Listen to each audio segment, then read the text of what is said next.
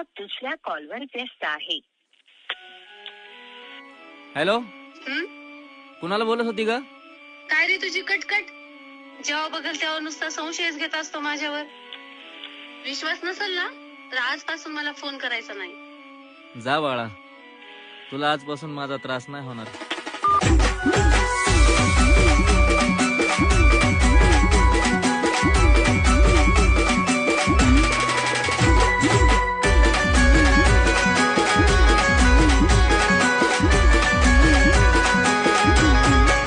प्रेम भरलं ग तुझं आता मन भरलं ग तुझं. प्रेम भरलं ग तुझं आता मन भरलं ग तुझं. गद्दा